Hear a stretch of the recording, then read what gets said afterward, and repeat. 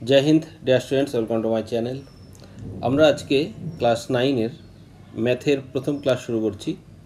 আজকের ক্লাসে আমরা chapter number 6 properties of parallelogram অর্থাৎ সামান্তরিকের ধর্ম এই চ্যাপ্টারটি শুরু করছি। এই চ্যাপ্টারে 14 থেকে 19 নম্বর পর্যন্ত উপপাদ্য আছে, অর্থাৎ 6টা উপপাদ্য আছে। সেই 6টি উপপাদ্য একটা ক্লাসই আমরা কমপ্লিট করার চেষ্টা করব। চলো শুরু করছি। দেখো, ফার্স্ট চতুর্ভুজের শ্রেণী বিভাগ। আমরা উপপাদ্য তো কমপ্লিট করবই সামান্তরিকের সংক্রান্ত, কিন্তু তার আগে সামান্তরিকটা কি সেটা বুঝতে গেলে আমাদের একটুখানি চতুর্ভুজ সম্পর্কে আলোচনা করে নিতে হবে, ঠিক আছে?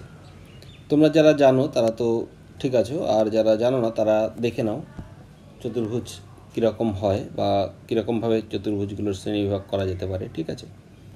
আমরা যে কোনো মাপের বাহু নিয়ে যে কোনো ইরেগুলার একটা শেপ আঁকলাম। এটা 4টে বাহু থাকলেই তাকে বলা হবে চতুর্ভুজ, ঠিক আছে?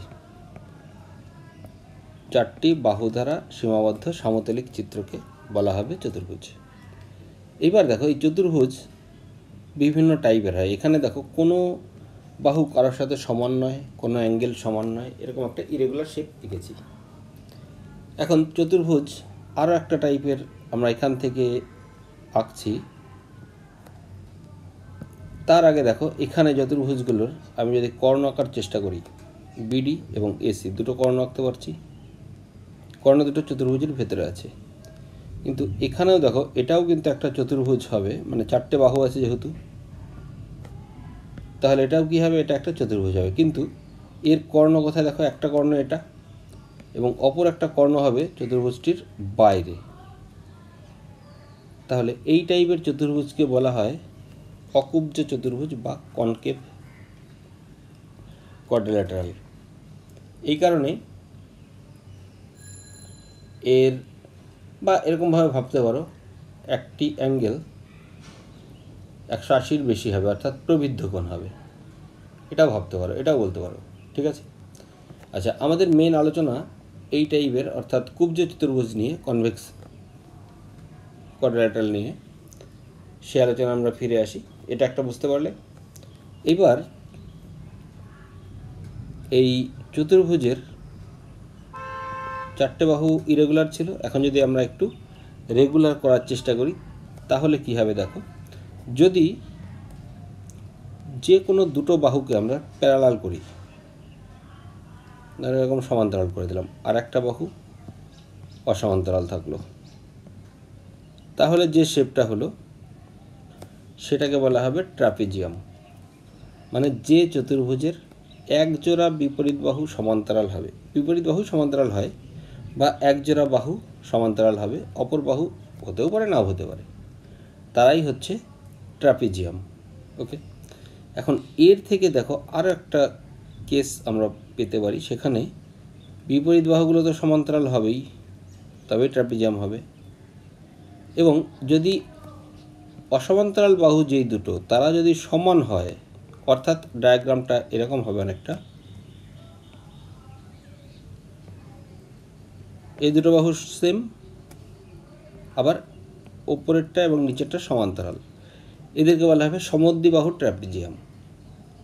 ওকে, এইবার দেখো, এক জোড়া বিপরীত বাহু সমান্তরাল করেছিলাম বলে এটা হয়েছিল ট্রাপিজিয়াম। এবার যদি দুজোড়া বিপরীত বাহু সমান্তরাল করি তাহলে কি হবে?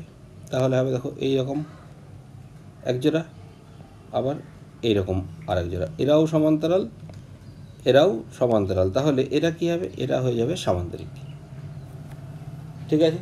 দুজোড়া বিপরীত বাহু যদি সমান্তরাল হয় তাহলে তারা কি হবে? তারাও হবে একটা তারা হবে, তাদের স্পেশাল নাম হবে সামান্তরিক। কিন্তু সামান্তরিক অ্যাকচুয়াল কি? একটা ট্রাপিজিয়াম।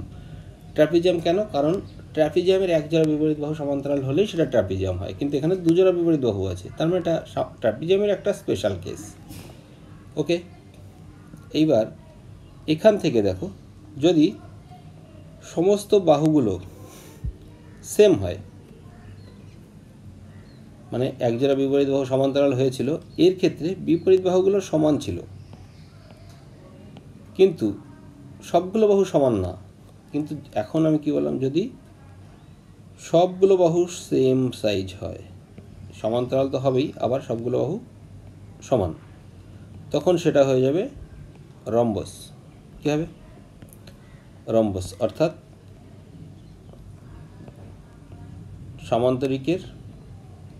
সামান্তরিকের সব বাহুগুলো সমান, তাকে বলা হবে রম্বস। আবার দেখো, যদি সামান্তরিকের কর্ণগুলো এখানে কিন্তু কোণগুলো কিন্তু সমান না, কোণগুলো সমান না বলতে এই কোণের সাথে বিপরীত কোণটা সমান, কিন্তু এর সাথে এই পাশেরটা কিন্তু সমান না, ঠিক আছে? পাশেরটা কিন্তু এটা, আর এই কোণ কিন্তু আলাদা। কিন্তু যখন সবগুলো কোণ সমান হবে, অর্থাৎ 90 ডিগ্রি হয়ে যাবে, সবগুলো কোণ সমান কিন্তু বাহুগুলো আগের মতোই, তখন তার একটা স্পেশাল নাম আছে, সেটা হচ্ছে আয়তক্ষেত্র। আয়তক্ষেত্রে কী হচ্ছে? আয়তক্ষেত্রে হচ্ছে বিপরীত বাহুগুলো সমান্তরাল এবং কোণগুলো 90 ডিগ্রি, সেটা হচ্ছে আয়তক্ষেত্র। এবার আর একটা কেস দেখো, যেটা কিনা এই রম্বস থেকেও আসবে এবং আয়তক্ষেত্রের থেকেও আসবে। সেটা কি?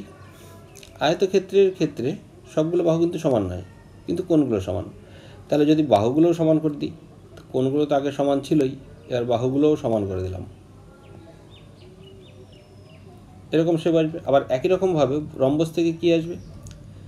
রম্বসের সবগুলো বাহু সমান ছিল, কিন্তু কোণগুলো সমান ছিল না, এখান থেকে আমি কোণগুলোকে সমান করে দিলাম, তাহলেই এটা পাবো। এটার নাম কি? এটা হচ্ছে বর্গক্ষেত্র।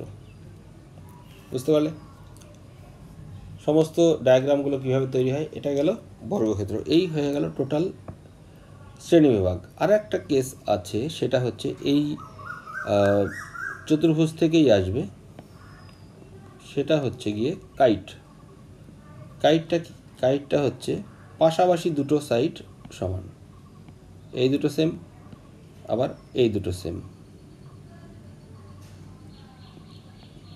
ওকে, এবার দেখো, এই বাহু দুটো সেম, আবার এই বাহু দুটো যদি সেম হয়, তাদেরকে বলা হবে একজোড়া সন্নিহিত বাহু বা দুজোড়া সন্নিহিত বাহু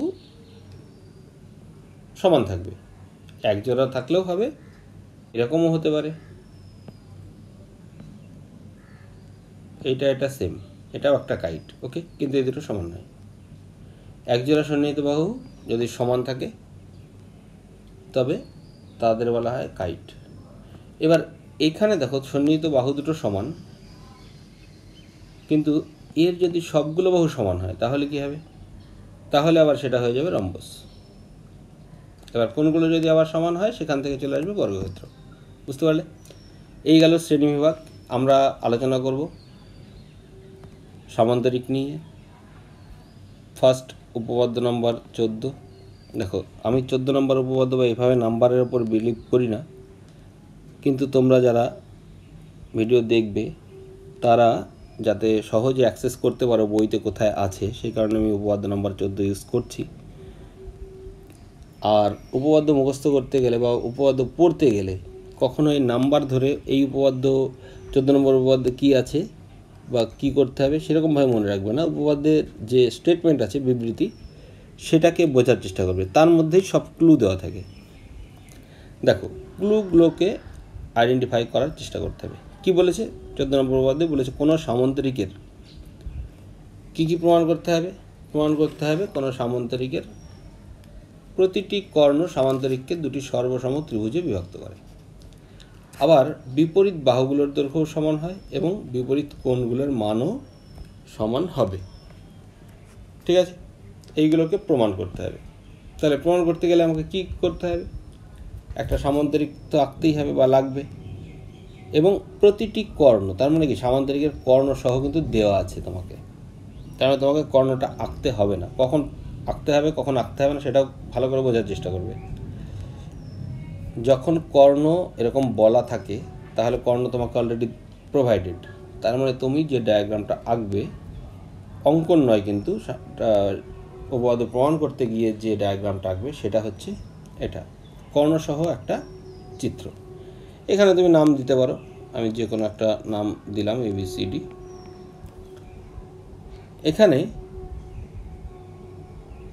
বলেছে ABCD সামান্তরিক নিলাম এবং যার BD কর্ণ সামান্তরিকের দুটো ত্রিভুজে বিভক্ত করেছে ABD এবং BCD। আমাকে প্রমাণ করতে হবে ত্রিভুজ দুটো সর্বসম, মানে এই ত্রিভুজ এবং এই ত্রিভুজ দুটোই সর্বসম। এবার দেখো, আমরা সামান্তরিকের যে আগের থিওরি দেখলাম তাতে কি দেখেছি? তাতে দেখেছি সামান্তরিকের বিপরীত বাহুগুলো পরস্পর সমান্তরাল হয়। এবং আরও একটা উপপাদ্য তোমরা ক্লাস 8-এ সম্ভবত করেছো, বিপরীত বাহুগুলো সমান্তরাল হলে একটা বাহু যদি ভেদক থাকে তাহলে কি হয়? এখানে একান্তর কোণ উৎপন্ন করে, জেড আকৃতির যে কোণগুলো, এগুলো কি একান্তর কোণ। একই রকমভাবে এটার একান্তর হচ্ছে এই দিকের এটা, একান্তর কোণগুলো কি হয়? সেম হয়। এই কনসেপ্টটা এখানে কাজে লাগবে। দেখো, প্রথমে আমরা প্রমাণ করতে হবে, আমাদের কি প্রমাণ করতে হবে? এইগুলো লিখবে, এরপরে প্রমাণে গিয়ে লিখবে এই ত্রিভুজ এবং এই ত্রিভুজ, অর্থাৎ ABD এবং BCD ত্রিভুজ এর, দেখো AB এর সাথে সমান্তরাল কোণটা DC আর ভেদক কোণটা BD। তাহলে কোণ উৎপন্ন হয়েছে কোনটা? একান্তর কোণ উৎপন্ন হয়েছে এইটা, অর্থাৎ ABD কোণ আবার BDC কোণ, এই দুটো কোণ সেম। একই রকমভাবে আমরা আবার লিখতে পারি AD এবং BC সমান্তরাল এবং ভেদক হচ্ছে আবার BD। তাহলে একান্তর কোণ কোনটা? একান্তর কোণ এটা, ADB এবং DBC। আর এই বাহুটা দুটো ত্রিভুজের মধ্যেই আছে, অর্থাৎ কমন বা সাধারণ। তাহলে আমরা এই ত্রিভুজ দুটোর ক্ষেত্রে কী লিখতে পারি? ত্রিভুজ দুটো সর্বসম, কারণ এই ত্রিভুজের এই অ্যাঙ্গেল আর এই অ্যাঙ্গেল সমান, আবার এটার সাথে এটা সমান। তাহলে দুটো অ্যাঙ্গেল একটা সাইড, এই শর্ত অনুযায়ী সর্বসমতার ASA সূত্র অনুযায়ী বা AAS সূত্র অনুযায়ী ত্রিভুজ দুটো সর্বসম। যদি ত্রিভুজ দুটো সর্বসম হয় তাহলে বিপরীত কোণগুলো কী হবে? বিপরীত কোণগুলো অর্থাৎ A কোণ আর C কোণ সমান হবে। 3 নম্বর প্রমাণ হয়ে গেল। 1 নম্বর প্রমাণ আগেই হয়ে গেছে, কর্ণ সামান্তরিককে দুটি সর্বসম ত্রিভুজে বিভক্ত করে হয়ে গেছে। এবং 2 নম্বরটা বিপরীত বাহুগুলোও সমান হবে, অর্থাৎ এই ত্রিভুজ যদি সমান হয়, অর্থাৎ AD এবং BC ইকুয়াল AB এবং CD ইকুয়াল। বুঝতে পারলে? উপপাদ্য প্রমাণিত। এইরকমভাবে এখানে বোঝার চেষ্টা করবে এবং লেখার সময় যাতে তোমরা ঠিকঠাক করে লিখতে পারো সেই দিকটা ধ্যান দেবে। আর মুখস্থ কখনো করবে না, বুঝে বুঝে করার চেষ্টা করবে। ঠিক আছে? ওকে, এরপর আমরা যাচ্ছি পরবর্তী উপপাদ্য নম্বর 15, সামান্তরিকের কর্ণদ্বয় পরস্পরকে সমদ্বিখণ্ডিত করে। দেখো, এখানে প্রদত্ত কী কী আছে? সামান্তরিকের কর্ণদ্বয় পরস্পরকে সমদ্বিখণ্ডিত করে, তার মানে সামান্তরিক তো দেওয়াই থাকবে এবং কর্ণ দুটোই দেওয়া থাকবে। তার মানে তোমাকে কর্ণ কিন্তু অঙ্কনে লিখতে হবে না। ওকে, তাহলে আমাকে প্রমাণ করতে গেলে কি করতে হবে? আগে লিখবে প্রদত্ত দেওয়া আছে। সামান্তরিক, যে কোনো একটা সামান্তরিক নিলে প্রদত্ত হচ্ছে এটা, সামান্তরিকের নাম দিলে যে কোনো সামান্তরিক হচ্ছে প্রদত্ত। ABCD সামান্তরিকের AC এবং BD কর্ণদ্বয় পরস্পরকে একটা বিন্দুতে ছেদ করেছে, নাম দিলে O।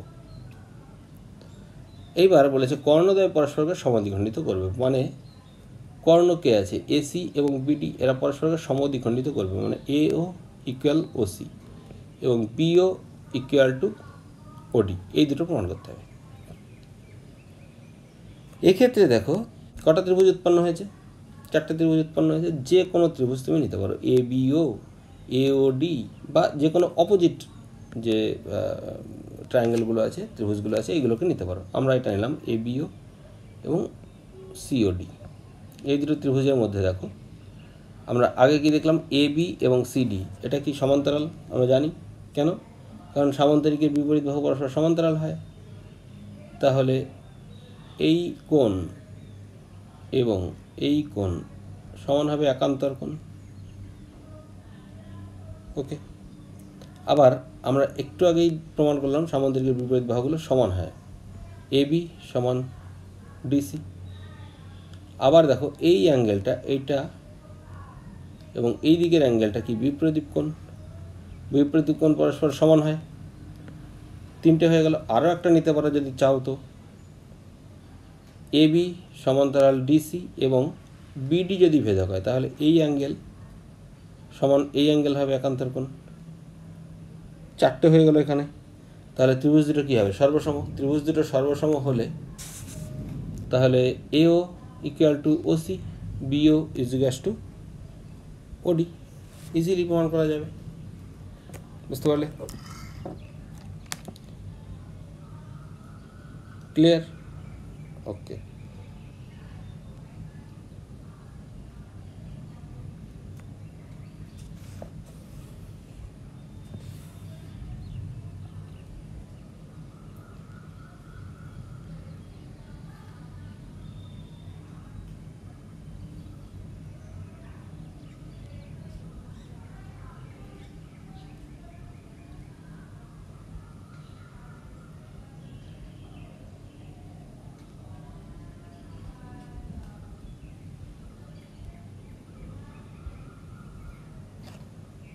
এবার দেখো, এই কনসেপ্টের উপর বেস করে আমরা একটা প্রয়োগ করতে পারি। প্রয়োগটা কি? প্রয়োগটা আমরা এখান থেকে দেখাতে পারি যে সামান্তরিকের কর্ণদ্বয় তো পরস্পরকে সমদ্বিখণ্ডিত করেছে। আমরা দেখাতে পারি যে যদি রম্বস আঁকি, রম্বসের কর্ণদ্বয় পরস্পরকে সমকোণে সমদ্বিখণ্ডিত করবে। সমকোণে সমদ্বিখণ্ডিত করবে। তাহলে ধরো এটা একটা রম্বস, মানে সবগুলো বাহু সেম। কর্ণ আঁকি, এই একটা কর্ণ এবং এই একটা কর্ণ। কি বললাম? কর্ণদ্বয় পরস্পরকে সমকোণে সমদ্বিখণ্ডিত করবে। ওকে, তাহলে এখানে নামকরণ করি। ধরো এটা এ বি সি ডি এবং এটা দিলাম ও। এখন আগে এইটা আমরা প্রমাণ করেছি, তাতে কি দেখেছি? কর্ণদ্বয় পরস্পরকে সমদ্বিখণ্ডিত করে সামান্তরিকের। তাহলে এখানেও তো সামান্তরিক, কর্ণ একটা রম্বস নিজেও একটা সামান্তরিক, মানে কর্ণদ্বয় পরস্পরকে সমদ্বিখণ্ডিত করে। অর্থাৎ এখানে দেখো, আমরা এখানে নিয়েছিলাম বিপরীত ত্রিভুজগুলো, এখানে নেব পাশাপাশি ত্রিভুজগুলো, এই ত্রিভুজ এবং এই ত্রিভুজের মধ্যে আমরা কি লিখতে পারি? লিখতে পারি এ ও সমান ও সি লিখতে পারি। কেননা কারণ এখান থেকেই আমরা পেয়েছি কর্ণদ্বয় পরস্পরকে সমদ্বিখণ্ডিত করে। আবার ওডি সাধারণ বাহু। ওকে, আবার এডি সমান ডিসি। কেন? কারণ রম্বসের সব বাহুগুলো সমান হয়। তাহলে এই ত্রিভুজ দুটো অর্থাৎ এ ও ডি ত্রিভুজ এবং ডি ও সি ত্রিভুজ দুটো কী হবে? সর্বসম। সর্বসম ত্রিভুজ হলে এই কোণটা আর এই দিকের এই কোণটা কী হবে? সেম হবে। আবার এই কোণ দুটো কি? একই সরলরেখা এসি এর ওপর অবস্থিত দুটো সমান কোণ। একই সরলরেখা, একটা সরলরেখার ওপর আরও একটা সরলরেখা যখন দাঁড়ায়, যখন দুটো সমান কোণ উৎপন্ন করে, তখন নিশ্চয়ই তারা পারপেন্ডিকুলার হয়, অর্থাৎ সমকোণ হয়। 90 ডিগ্রি 90 ডিগ্রি, কারণ একটা সরল কোণ 180 ডিগ্রি, 180 ডিগ্রিকে সমান 2 ভাগ করলে কত হবে? 90। বুঝতে পারলে? অর্থাৎ এখান থেকে আমরা কি দেখতে পাচ্ছি? এই কোণটা সমকোণ। অর্থাৎ যেটা বললাম, রম্বসের ক্ষেত্রে কর্ণদ্বয় পরস্পরকে সমকোণে সমদ্বিখণ্ডিত করে। এটুকুই। নেক্সট, এবার আমরা আসবো উপপাদ্য নাম্বার 16। এটাই কি বলেছে? কোনো চতুর্ভুজের বিপরীত বাহুগুলোর দৈর্ঘ্য সমান হলে চতুর্ভুজটি একটি সামান্তরিক হয়। দেখো, চতুর্ভুজের বিপরীত বাহুগুলোর দৈর্ঘ্য সমান হলে চতুর্ভুজটি একটা সামান্তরিক হবে। এটা আঁকতে গেলে আমাকে কর্ণ কি দেওয়া আছে? দেখো তো, এখানে কর্ণ দেওয়া নেই। তাহলে কর্ণ যেহেতু দেওয়া নেই, আমাকে কর্ণ এঁকে নিতে হবে। ওকে, তাহলে কর্ণ আঁকতে গেলে আমাকে অঙ্কন করতে হবে। তার মানে এইটার ক্ষেত্রে আমাকে কিন্তু অঙ্কন লাগবে। ওকে, চলো তাহলে এইটা আঁকতে গেলে আমাকে ফার্স্ট এই ডায়াগ্রাম নিয়ে শুরু করতে হবে এবং এখানে একটা অঙ্কন করতে হবে কর্ণটা। তাহলে এখানে নাম দিলাম, ধরো এ বি সি ডি একটা ত্রিভুজ, সামান্তরিক নেওয়া হলো। এখানে অঙ্কন হবে, প্রমাণ করতে হবে যে এবিসিডি একটা সামান্তরিক এবং অঙ্কন করতে হবে এসি কর্ণ অঙ্কন করা হলো। ওকে, এবার দুটো ত্রিভুজ তৈরি হয়েছে, কিন্তু এখানে দেখো যে শর্তগুলো দেওয়া আছে সেটা আগে বোঝো। কোনো চতুর্ভুজের বিপরীত বাহুগুলোর দৈর্ঘ্য সমান হলে চতুর্ভুজটি সামান্তরিক বলেছে। তার মানে এখানে দেখো বিপরীত বাহুগুলো, এই ত্রিভুজ দুটো নিয়ে আমরা যদি সর্বসমতা চেক করার চেষ্টা করি, এবি সমান ডিসি হবে কারণ বিপরীত বাহু। আবার এডি সমান বিসি হবে বিপরীত বাহু। এবং এসি সাধারণ বাহু। তাহলে ত্রিভুজ দুটো কি সর্বসম? ত্রিভুজ দুটো সর্বসম হলে কি হবে? কোণগুলো সমান হবে। তাহলে বা এই বিপরীত কোণগুলো সমান, আবার কোণগুলো সমান অর্থাৎ এই কোণটা অর্থাৎ বিএসি কোণটা সমান হবে এসিবি কোণ। কেন হবে? যেহেতু হচ্ছে, আবার এদিক দিয়ে আমরা এভাবে দেখতে পারি যে এবি এবং সিডি সরলরেখা দুটো আলাদা আলাদা এবং এসি ভেদক, যার ফলে দুটো একান্তর কোণ উৎপন্ন করেছে। আবার এই একান্তর কোণ দুটো সমান। একান্তর কোণগুলো যদি সমান হয় তবে এবি এবং বিসি অবশ্যই সমান্তরাল। তাহলে এবি ডিসি সমান্তরাল এবং সমান।